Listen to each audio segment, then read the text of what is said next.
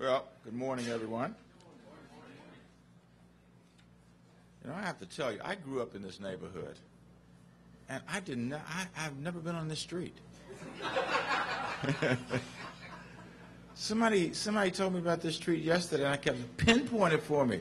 I know every nook, cranny, alley there is in this neighborhood, and I could not figure out where this street is. And so now I've learned something in my own neighborhood. I literally grew up 3 blocks from here. So anyway, I'm sure that's a piece of newsworthy information, right?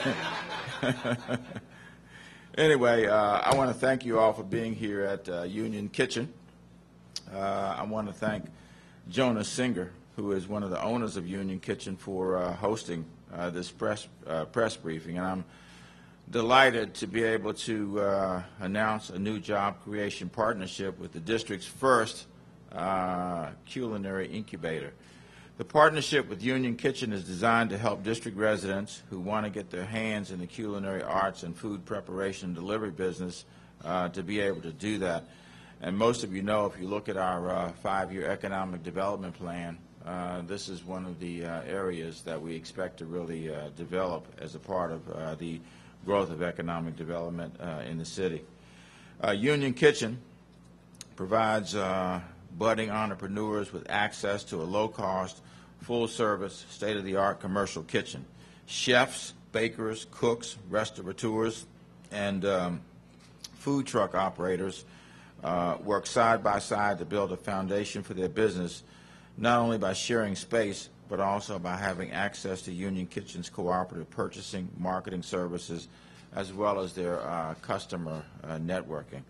All can agree that it's critical that the city build and support a creative and diversified economy, as we set forth in our 5-year plan. Last week, in the State of the District address, I stated that one of my top priorities is using every means available to grow and diversify the district's economy and ensure that every resident who wants a job has one. The partnership we're announcing today is a concrete example of effectuating that priority. This unique partnership will not only create jobs, but also job creators by providing residents with the skills they need to work in the food service industry or start their own restaurants and their own catering businesses. Seizing opportunities to grow and diversify the district's economy is one of the underlying premises of my 5-year economic development strategy, as I indicated.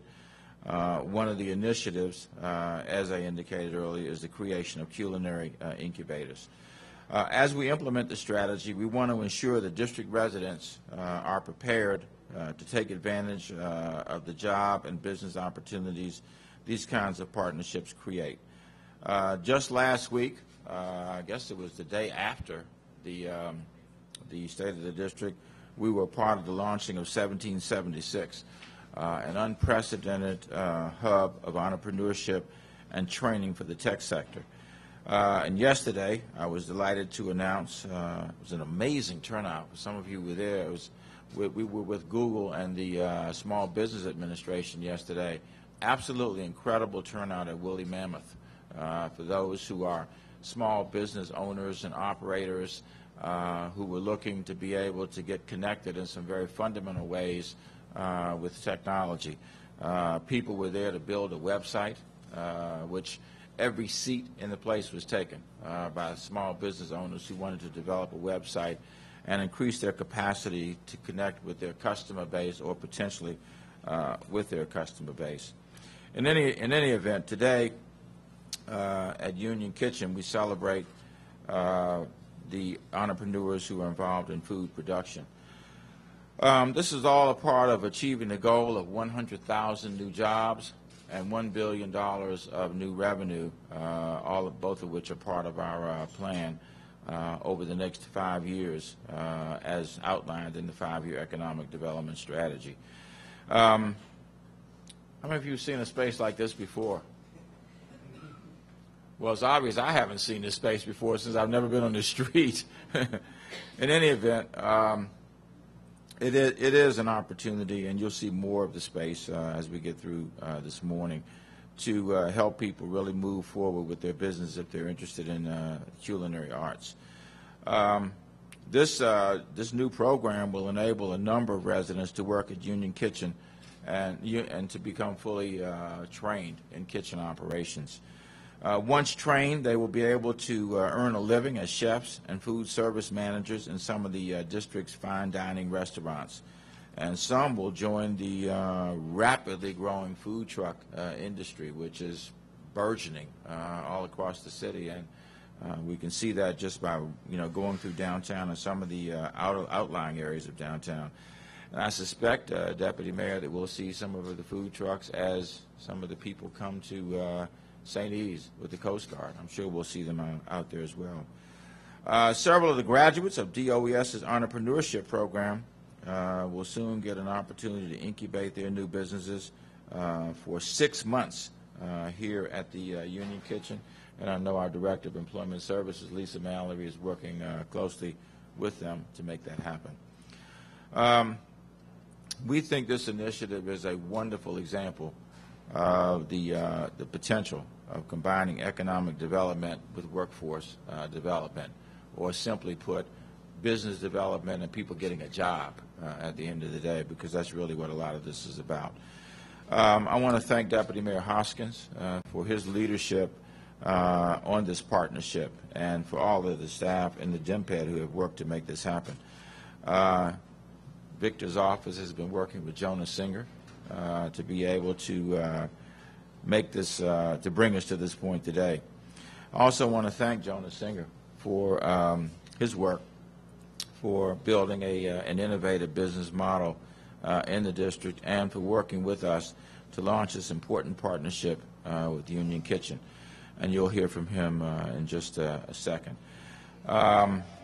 You'll also hear from Sam Whitfield of CURBSIDE CUPCAKES. Doesn't that sound delicious? Which is a Union Kitchen member also. But first, I want to bring up our director, who does such an outstanding job of our Department of Employment Services. I want to thank her for the transformational and pioneering efforts she's made. Wow, transformational and pioneering. In any event, all of that to say that I think she's done an absolutely phenomenal job with the Department of Employment Services. It is a very different agency today. It focuses principally on getting people to work. We all know now about the One City, One Hire program, which has gotten over 5,300 people jobs, working now with almost 900 corporate partners, employer partners, to be able to make that happen. So please join me in welcoming Lisa Mallory. Good morning. Good morning. And thank you, Mayor Gray, for your continued support of DOES and for your leadership. And to my boss, Deputy Mayor Victor Hoskins, thank you, and David Zipper for all of your support. I'm sorry? Sure. There you go. So we're really excited about being here today. Many of you don't know that DOES has embarked upon a multi-pronged approach of sorts to really ensure that we can have jobs in the District of Columbia. And so at DOES, we embarked upon a program that supports entrepreneurs in getting them to write their business plans, in mentoring them through with other businesses. And so as a result of these efforts, we're able to encourage individuals to come here and actually be able to have an incubator of sorts to ensure that they can have a viable business in the District of Columbia. So we are really excited about what is actually coming, the fruit that's being borne by these efforts. And Jonas should be commended for his vision and really embracing the participants in our entrepreneurship programs, because this has been a very unique opportunity for these individuals as they come out of our programming to be embraced by somebody that will mentor them, that will give them the skills necessary and all the ups and downs and ins and outs of the business to ensure that they succeed. And that's one of the real vital components of building a small business. I also want to thank Sam for his vision in allowing me to gain pounds, because he actually was one of the first trucks to come to DOES at Minnesota Avenue in Benning, and we really appreciate CURBSIDE CURBSIDE cupcakes, and they're there all the time, and we're there all the time. As he says, you don't eat just one. It's like potato chips, and I'm here to attest to that. And he's one of the businesses that avails themselves of this type of opportunity where you don't have, your own kitchen. You can come here. You can actually be surrounded by this wonderful equipment. This stuff is just incredible. And get out there and really promote your business, whether it's through the trucking industry or other, through the trucking association or through other venues as well. So again, as I mentioned, this is part of our effort because we have been charged by Mayor Gray to decrease the level of unemployment in the District of Columbia. We know that it's gone down to about 8.5%, but we have more to do. And we believe that by promoting entrepreneurship, we can then at DOES help these business owners to bring other employees on board, and we have programming through One City, One Hire that will support them, so they can in turn hire other individuals as well. So we're excited about being here today. We really again want to thank Jonas for his vision, for his partnership, and we hope that many others will take advantage of this as well. We have 4 partners that are partner vendors that are, or I should say organizations that have worked with us to do the training of these entrepreneurs, and I want to thank them for their support. They will actually have on board several individuals that will receive seed money, as the mayor mentioned, and support from the Deputy Mayor's Office and from DOES to be able to be here for the next 6 months. And we will continue to coach them and ensure that they are successful businesses. So thank you again for coming and for your interest, and we encourage other business owners to do to provide these types of opportunities for entrepreneurs. Now I believe that I'm going to ask Jonas to come to the podium. Thank you so much.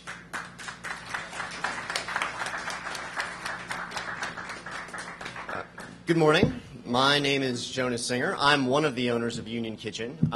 So before I begin, I think it's important, there are 2 of us. There's myself and Cullen Gilchrist. I think anyone who knows us knows that I do the talking, Cullen probably does the doing. So we should celebrate him as well. I appreciate the smoke being blown my way, but it's definitely a tandem effort.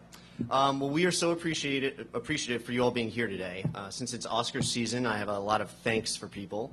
First of all, thank you all in the media for coming today. It's very flattering to us. In a bigger sense, though, thanks for your work. Without you, our democracy doesn't work, and certainly our city doesn't improve. You hold us all accountable, and I'm sure Mayor Gray would like you all to take a day off once in a while, but thanks for being here today. Most importantly, thank you to Mayor Gray and the many people within his organization who have allowed Union Kitchen to be possible, both in a small and in a larger sense. The district is a great place to do business. It has been for us, and we think that much of this is because of the vision and the policies of Mayor Gray. So thank you to the Mayor's Office, thanks to DIMPED for all of their support and their creativity in bringing new, vibrant, and forward-thinking businesses to the district. Thank you to DCRA, who have been incredibly helpful and easy to work with, and without whom our business simply would not be possible. Thank you to the Department of Public Works and their parking enforcement. This may be the first time they are ever being thanked, but they have been a huge help in making sure that all the businesses of Congress Street are able to thrive. Thank you to the NOMA bid and to the office of Councilman Wells, whose ward we are in, and ANC Commissioner Tony Goodman, whose district we are in. They have been supportive of us every step of the way, and we are so pleased and grateful to be working with them. We also want to thank our landlord, Mike Daryush, the owner of this building, who has taken a chance on us and in our business. And most importantly, thank you to all of the Union Kitchen members who have invested their own businesses in us. So we are here today to celebrate the partnership that we have created with the Department of Employment Services. With DOES, we are embarking on 2 programs, one aimed at job training and placement and the other aimed at job creation. Mayor Gray, from day 1 of his campaign years ago, made the One City, One Program hire his primary goal. Back then, before Union Kitchen was even a twinkle in our eye, we knew that he wanted to make D.C. a place where every resident has a chance not only to work, but to own their own business, to create their own opportunities. As the owners of Union Kitchen, as well as the Blind Dog Cafe, we have seen the explosion of the food and retail business in the city, so many owned by local independent entrepreneurs. And so we want to celebrate Mayor Gray's administration for pushing this agenda and making D.C. a destination for business. And now we find ourselves as an inflection point for this effort. Together with Mayor Gray's administration, we will be hiring and training district residents to provide them social and economic mobility. And working with programs like Capital Bike Share and Cart to Go, we can even provide them with a physical mobility to help them achieve their goals. Maybe even more significantly, from the vision of DOES and DIMPED, we have started a program to promote entrepreneurs in D.C., entrepreneurs who otherwise wouldn't have the money, resources, or assistance to actually make their businesses a reality. We are thrilled that the city has invested their faith in us, and we in turn are really excited to invest ourselves in the residents of the district. You know, Union Kitchen, our little culinary incubator, is much like a city. We have to work together to share resources, to develop priorities, and we all depend on each other for a healthy community in which we all succeed. As we embark on this experiment, we are excited to encourage success within these walls and beyond. Our mission is to lower the barriers to entry to aspiring entrepreneurs, to encourage business growth, and to create the job creators.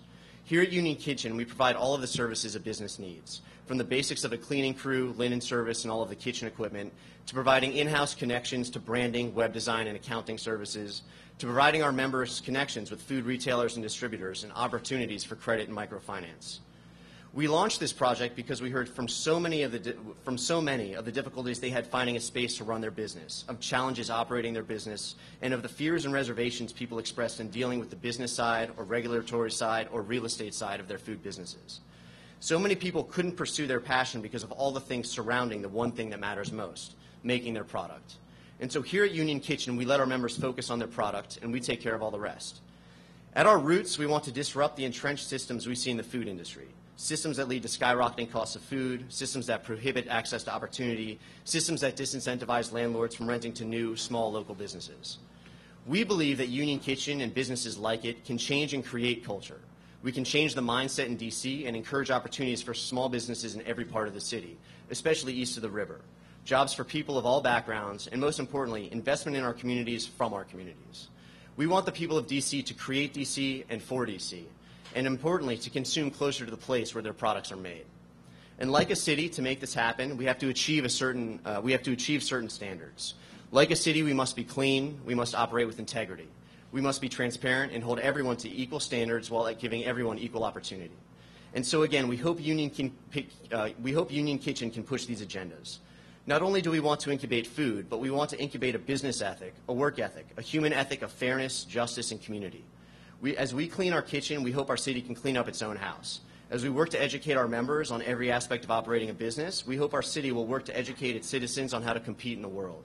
As we hold ourselves to a standard of conduct, we hope that all of our communities will embrace that as citizens, we not only have rights, but we owe responsibilities. We know that together with Mayor Gray, we can achieve these goals, and we are eager to begin. Thank you very much. I appreciate you guys being here, and when we're all done with this, we'd love to show you around the space. I appreciate the time. Thank you.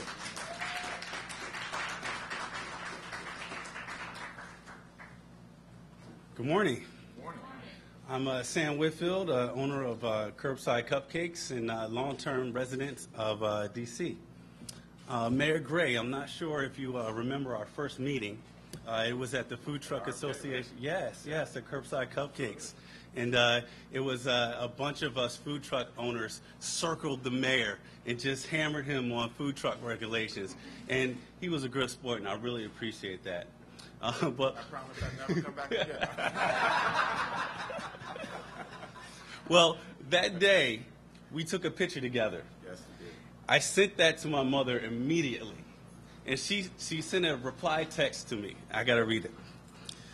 Maybe you weren't so crazy for leaving the law to start a cupcake truck in the middle of a recession. So even though with 2 years of running this business successfully, it took a picture with you, Mayor Gray, to validate my professional career choices to my mother. And I want to take this opportunity to thank you for that. You know, I think there is a lesson to be learned from my mother's remarks. The message is about courageous people taking a leap of faith to follow their passion and having the opportunity to see it through. I think that's what Jonas and Cullen have created with Union Kitchen. Opportunity. Opportunities for small businesses like Curbside Cupcakes. Opportunity for new concepts. Opportunity for the district to retain and attract talent, employ its residents, and engender a sense of economic and social community. When my wife and I learned what Jonas and Cullen were attempting to create, we immediately jumped on the bandwagon. It's similar to what the food truck industry has achieved in the past 3 years. As a food truck owner-operator, my business alone has created over 20 jobs. My wife and I have taken the lead in developing vending locations in underserved communities like Minnesota Avenue outside the DOES building. We also invested in developing the Flora Avenue corridor with a kiosk at the new Union Market. As a founding member of the Food Truck Association and now a board member, I witnessed chefs, entrepreneurs, and just people with a dream start out with the food truck, and then with success, they open up a brick and mortar restaurant. I witnessed members of the association sharing knowledge and resources in the open forum. I witnessed our membership grow from the original 17 to over 50 food trucks. This is the mission that my wife and I carry out as food truck owners and now as resident members of Union Kitchen. So I am thankful for Mayor Gray's acknowledgement of how important and vital it is to create opportunity. And as a district resident, I task him and his administration to continue to support innovative projects like Union Kitchen and pass legislation that works not to limit industry and competition, but to give people the passion and vision, the opportunity to create businesses, create jobs, and create community. Now, before I go, I'd also like to take this opportunity to present Mayor Gray with CURBSIDE CUPCAKES Valentine's Special Mug of Love.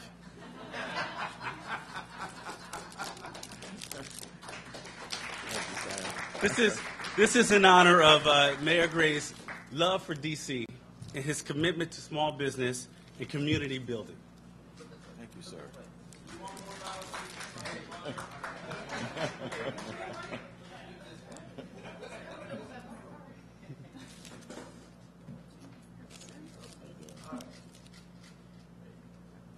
Thank you. Thank you, sir. All right. Wasn't this tastefully done? Yeah. All right. Well, let's open it up. Any questions you have on this to me or to Jonas, Sam, or Lisa? Tom? Mr. Mayor, about how many jobs if you're up fully running, about how many jobs do you think can be sustained through this operation here if it's fully working? Through the incubator? If people come here to do their individual businesses, how many jobs are we talking about? I don't know if that's an easy question to answer because it could be limitless, I suppose, given the proliferation of what they do. I don't look at the jobs as just being here. I look at this as a startup, and then it will proliferate out into the city. But if a company comes and uses this place and their employees come in and use it, and those are jobs, and or just to get some idea of how. So you mean what actually goes on here, Tom? What's the goal for this place if it's fully operational? How many people would be working here? So we Sure. Thank you. So we hope to directly ourselves employ initially 2 to 3 employees. Hopefully by the time we're at full capacity, get that number up closer to 6 to 8. On the entrepreneurial side, we hope to start with somewhere between 2 and 4 small businesses, eventually growing closer to, again, 6 to 8. And again, at full capacity, those are just the programs through the city. We hope to have about 30 businesses operating out of here, from which we hope to be able to place many, many district residents with opportunities within those other businesses that are functioning out of the space. Thank you very much. You know, it's kind of the same model we're using with technology, and that is with the startups. Like 1776 is a startup operation where, in fact, just last week was a Hinge just launched. They had 1,900 people who came to their launching. So, you know, these are catalytic agents, and they will proliferate, you know, as many businesses as we possibly can. I think we know when you go to the economic development plan, we know that the sectors that we have identified have enormous potential for the city. And then, frankly, the numbers of people to be engaged or the numbers of businesses will depend upon the degree to which we are aggressive in moving forward with those. I just follow up with a similar. Last night, President Obama suggested that the federal minimum wage should be $9. The district has a law that it will be $1 more than that. Do you think that will help, hurt, or have no impact on business in the city? I think to the extent that we can, you know, first of all, it's going to obviously help workers. I haven't heard from businesses as yet. We probably will on how they feel about that. What is our minimum wage now, Lisa? $8.25, right? So for us, it's not. It wouldn't be an enormous jump. For other areas of the nation, they're lower to some extent than we are. But I think, from the worker perspective, I think it would be a good thing. $9.25 an hour. Yeah. I mean, sorry. If it's $9, you would go to $10 an hour. I wasn't very good at math. If it's $9, we go to 10.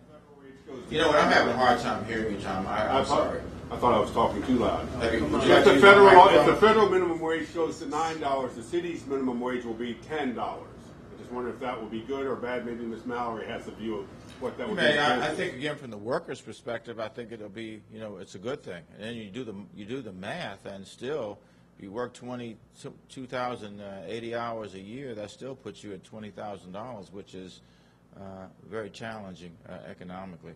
Lisa, you want to add to that? Again, we would obviously support the increase. I mean, I think that it is difficult. We have noticed that it is difficult in this environment, particularly with the economic crisis when the minimum wage stays stagnant. So we would support that. It would be $10, but right now it's $8.25, as would be the salary for those individuals that are working in project empowerment that will come here and will work with Jonas. Mayor, you probably have a lot better chance of raising the minimum wage on your. You probably have a. Can you stand up so we can hear you, Tom? Step to the side, Tom. Step to the right. Step to the right. Either stand up or sit down, one or the other. I said, Mr. Mayor, you probably have a lot better chance of getting the minimum wage in the district raised locally than the chances of it being approved on Capitol Hill at this stage. If you think it should be raised, why don't you ask the D.C. Council to raise the minimum wage to $9.50 we or might. $10? I mean, it's only been a few hours since the president put that on the table, so we'll consider that. You'll be one of the first to know, Tim, if we intend to do that. It's automatic right now. The increase in the city is automatic. Mark? Since we're talking about the State of the Union, Mayor, I know you made efforts to have the word budget autonomy be included in the State of the Union.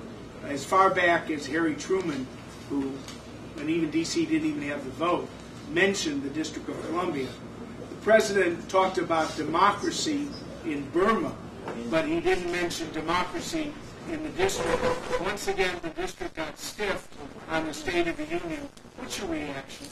I honestly wish we had been mentioned. I actually worked to try to get budget autonomy included in there, and it was not. So we're disappointed. We wish it were in there. That doesn't preclude the president from working to make this happen. We hope that it will. By the way,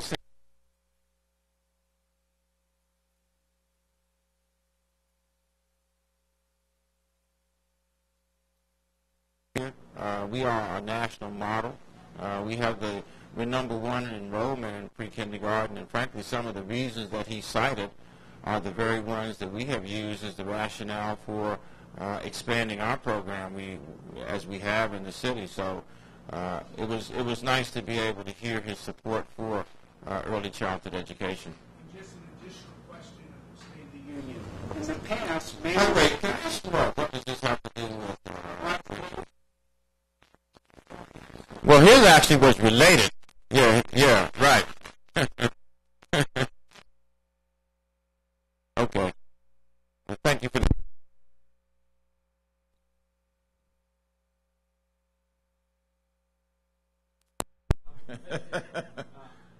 partnership is supposed to train people into their entrepreneurship and actually how to work in the kitchen. Have you identified who we're going to be and how many of them will be participating in this initiative? So we have identified several individuals that will come that are in our Project Empowerment Program, and they'll start on April 1st. I believe there are 2 individuals that will be starting with Jonas. And then we have some other partners that are working with us to train entrepreneurs, and hopefully we'll get to about 6 that will come on and work here as well. So we have identified those individuals. Well, I believe you've been talking to the individuals and selecting individuals that are very interested in what they're doing, that they have shown, through the progress that they've made through our entrepreneurial training have shown, a lot of potential. So do you want to speak more to your criteria? So we've We've done job interviews with several individuals. Not to be glib, but typically the requirement for working in a kitchen is if you're willing to clean, you'll be willing to work hard. And so we have guys who have backgrounds in culinary work as well as building maintenance and facilities management, which is a perfect wheelhouse for what we need folks to do here. So we've done a couple job interviews. We're going to be doing working interviews with them as well to make sure that they like working here and that we like what they're doing. But really the requirement is that they have some background in both of those areas and that they're willing to work hard, show up on time, and that they're happy with what they're doing. Also, to respond to the earlier issue about the minimum wage, just to let you know, our commitment is to actually pay them slightly more than, we're going to contribute some of our own funds from our business on top of what DOES will be adding, so that we are getting closer to giving them a living wage and providing the amount of money that they need to support their families. Both of the individuals that Dr. Mallory has referenced have families, have children, and we want to be able to support them in what they're doing. So we have found those individuals. We hope that they'll be starting no later than April 1st, if not earlier. And we're working with DOES right now also to identify the entrepreneurs who would be taking advantage of the program to use the kitchen to start their own businesses. Because you're announcing a partnership with When I do this story, I'm going to get 150 emails asking how do they join. And I still don't have that answer. So my question is, how can they join and be part of this? Or can they? I mean, there's several ways. There's a membership model here. So, if you approach Jonas and you're approaching him about being a member, you're a small business entrepreneur and you're already established. That's one way. If you want to join DOES's programming, then you can just come to DOES, to one of our American Job Centers throughout the city, and you can ask about those programs, because we are looking for individuals. We have OIC, we have Operation Hope, we have the Greater Washington Urban League, and there's one that I'm missing, but it will come to mind. And they're all working with us, as well as Project Empowerment, working with us to get individuals through the entrepreneurship program. So they can certainly come to DOES, and we will shepherd them through the process. Clarify something. So this entire thing is about 2 employees that will be hired at this location? What a cynical view.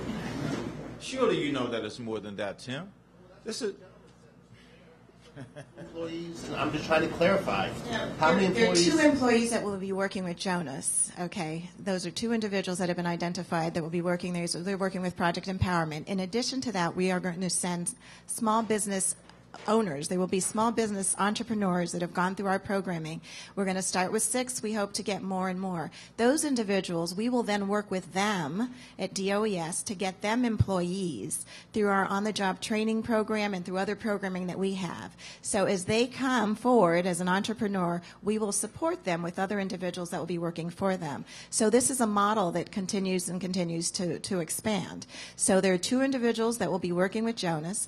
We hope to supply him with other individuals, and then we will have entrepreneurs come here as well. We're also right down the street working with Union Market at this time, talking to their vendors, for example, to get them to work with us, because those are small businesses. Some of here, as you heard of Curbside Cupcakes, and others that are here and are at Union Market and are set up. We're working with them also to provide them with employees so that they can also grow their business. So this is an incubator for small businesses, and DOES is really just providing the support to enable these businesses to get employees sooner than they would do if they were on their own.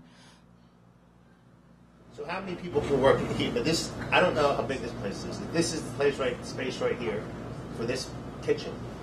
I can't hear you. Well, that's not my fault. How big is Union Kitchen? Is this the space right here for?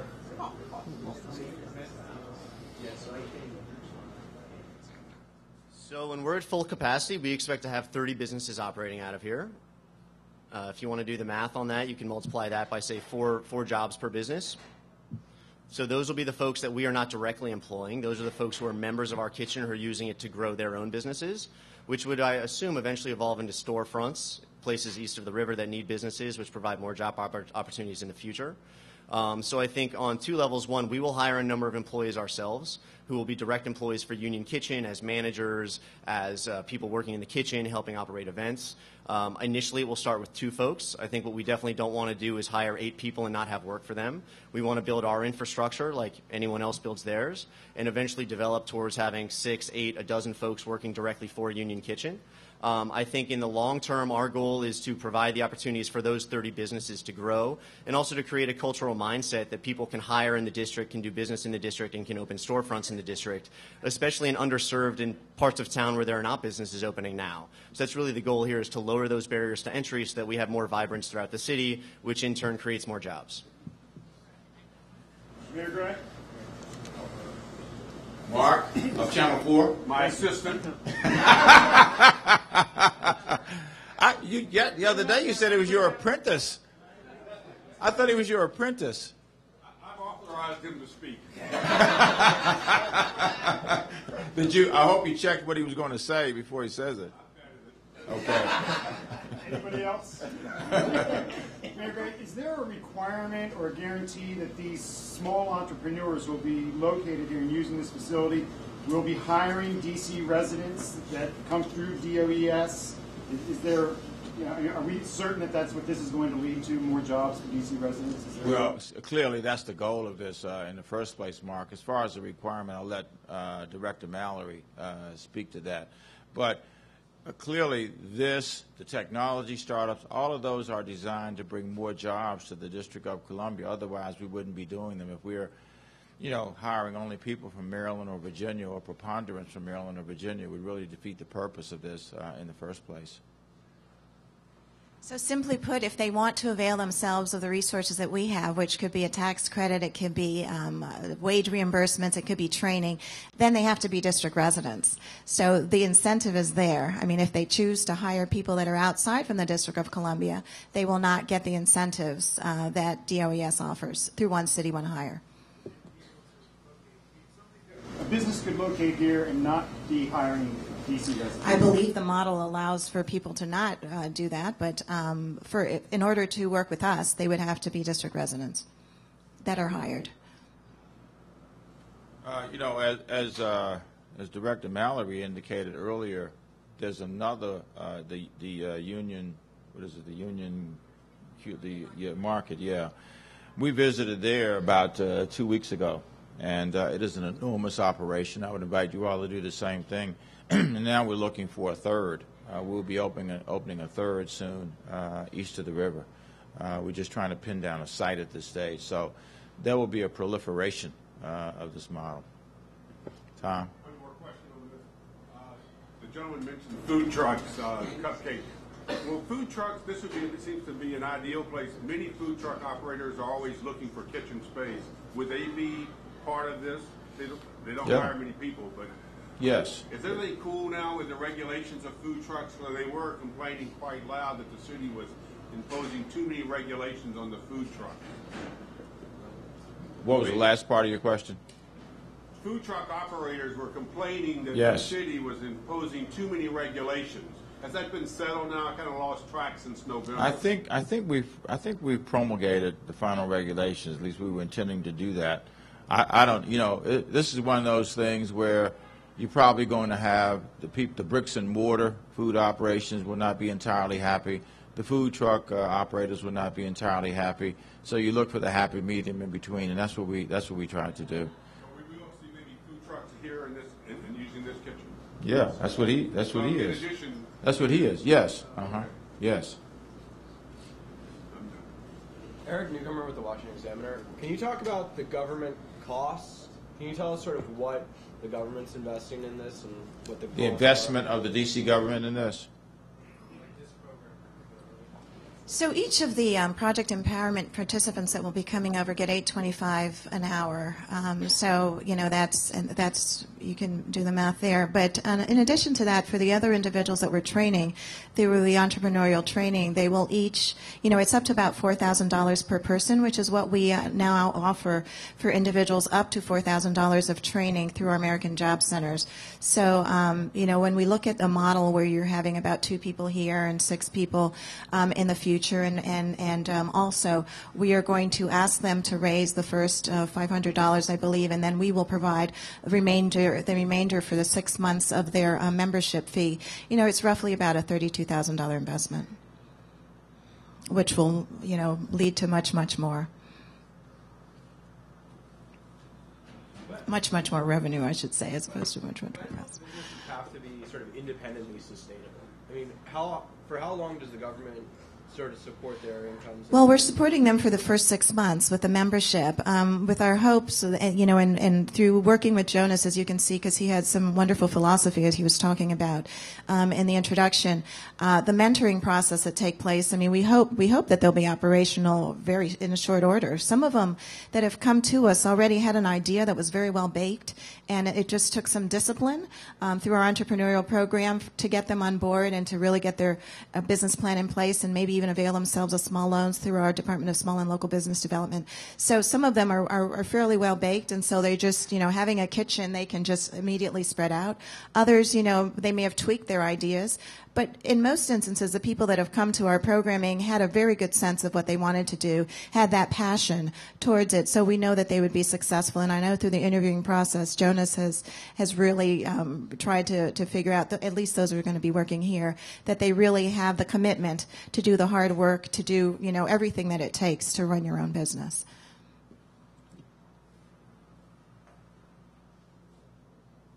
All right, thank you so much on those subjects. We will free these gentlemen and our director from bondage, if you like. Thank you very much for having All right. Thank you, Jonas.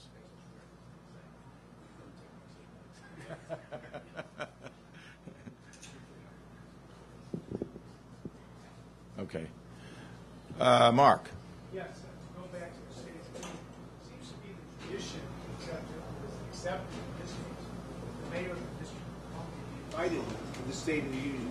Remember Mayor Fenty, Mayor Williams. I understand you were not invited this year. And then I have a related question on the State of the Union. Don't you think that the mayor, every year that there is a State of the Union, be invited to the State of the Union by the president? Yeah, I think that would be appropriate. I don't know that I was there last year. I think I was invited last year, and I did not go. I couldn't be there last year. Well, I was there. Let's put it that way. I was there. And yes, I think it's appropriate for the mayor of the District of Columbia to be there. So I was invited last year, but I wasn't there. The second question is about guns. Former Chief Bratton of Los Angeles has said that, I read an op-ed piece, that one of the major ways of effective gun control is mandatory or very strenuous or tough sentences, stringent sentences for people that commit crimes with guns. In Chicago, the person who actually was arrested was on probation and had committed crimes, alleged committed crimes with guns before. Are you satisfied with the penalty that the district imposes on people who commit crimes with a gun? The whole point being that this is a deterrent if the sentences are great enough and severe enough. Well, if you're asking me about mandatory minimums, I've never been a fan of mandatory minimums. I think that's why we have judges to be able to make those decisions. I think, the idea of guidelines, is a good one, so that there's a range within which a sentence can be imposed.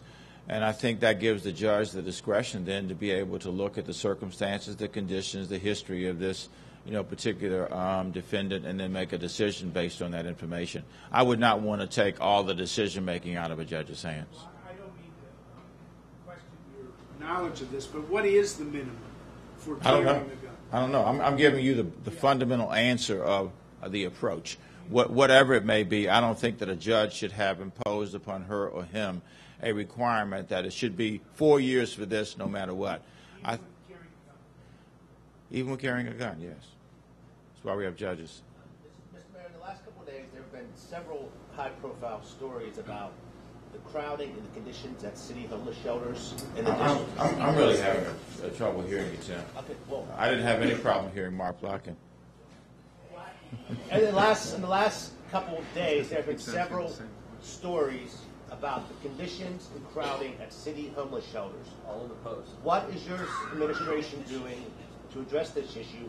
And also, how do you argue that, you know, some of the surplus money should not be used? Did you say shelters? Okay. Yeah. Well, again, we're putting a lot of money into homelessness, Tim. We first of all, and I'm sure you know this, that the federal government has reduced its participation in the District of Columbia's homeless program. Despite that, we have filled that gap, and we've actually increased the investment. In fiscal year 12, we had $99 million that we invested, $110 million this year. So we're adding more money.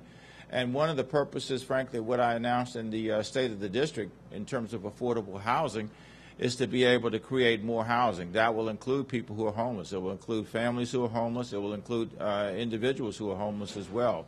So, you know, we are in the winter. You get more people who come into our shelters in the winter. We know that we've been in the throes, to a lesser or greater extent, of a recession now for 4 or 5 years. Hopefully we are on the back end of that. But all of those conditions contribute to people who have challenging circumstances in their life in terms of being housed. And we're trying to solve it. We're not alone in this. Every city in America is facing the issue of homelessness. And there are, you know, it's not a monolithic issue. You look at it, you find people in the singles population who have substance abuse problems, who have mental, health problems. It's one of the reasons why we're reconfiguring our services in that area to make them more effective. With a lot of our homeless families, you have very young, moms in many instances. When you look at what's being done there, we are bringing together our homeless services with our temporary assistance to needy families program, because there's a huge overlap. I would say probably 80 to 90% of the families who are in shelter also are recipients of TANF. We've improved our assessment program. We've expanded our training programs. So a lot of this is oriented towards trying to put a permanent people in a permanent situation, but also something which is enduring. Wraparound services will be a part of what we do with the affordable housing investment we're making, which I think is unprecedented. It's $100 million that we're planning to put into that. We're obviously waiting on getting the new revenue estimates. We have our own analysis that we have done. We think there will be at least that much money that will come forth, not just in 14, but in 13. And so we're prepared to make those efforts and start to move forward with them as soon as we have the information. If I can just follow up, so a lot of this stuff is also stuff like the affordable housing piece is stuff that will be happening down the road. You don't even have the money yet for that. Is there anything that is being done or should be done to reduce the number of, I read 600 homeless kids currently in the shelter, to quickly reduce those numbers immediately this month or this winter? That's a part of what I just answered, Tim. A part of what I just answered was what we're doing with our assessment program, what we're doing to try to get folks into the permanent housing that exists at this stage, the effort to try to get people into jobs. Those efforts have actually been stepped up, even though the Affordable Housing Initiative will step them up even more. So, yeah, I mean, the situation was worse last winter. You will recall that we had to put people into hotels. Do you remember that? That it was worse. So we've actually reduced the magnitude of the situation at this stage. I don't know that we've placed any of our new families into hotels this winter. So I think we're going in the right direction. Are we there? Absolutely not. You know this. I've worked in the area of homelessness. I worked in that area, when I was with Covenant House. And some of the young people that we see who are moms with young kids who come into the DC General program are very much like the young people I worked with at Covenant House. And with so many of them, they're basically three things.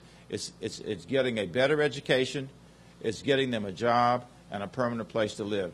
None of which, individually or collectively, none is easy, but those are the three areas that have to be attacked in order to be able to solve the problem for these folks. Is that your hand, Tom? Yes, sir. Okay, yes. The Taxi Commission has suggested red as the color for cabs, all solid red, that everyone hated the multicolored cabs. What's your thought? I don't know. I haven't talked to Ron Linton about that. That would look like a fire engine, I guess, coming down the street. Yeah. Well, we'll see. I don't have a final opinion on it yet, but I certainly will have one.